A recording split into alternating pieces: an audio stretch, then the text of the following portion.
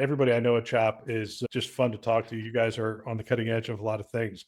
I was wondering, when you guys sit around and talk about what the future might look like for a clinician at Children's Hospital of Philadelphia, say 3 years from now, I mean, how do you describe that? What do you think it might look like? It's going to involve a lot less friction, is my hope. We are actually in the stages of building a new tower. It's going to be 28 floors inpatient tower.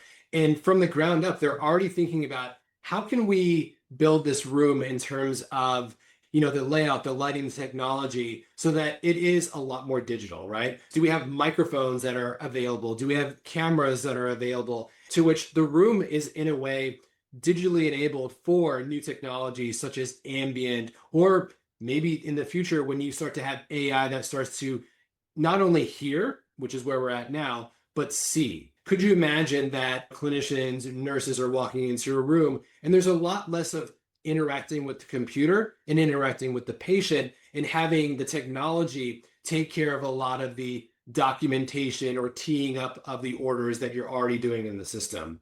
So I hope is what you start to see is not just I have an easier way of communicating with the computer, but that the computer is actually doing a lot more agentic things. And Epic sort of highlighted this as well, is that the first stage was getting the AI to write things for you or draft things. But how do we get it to start taking certain actions for you, like teeing up orders or reminding you that something needs to be done and taking you to that activity?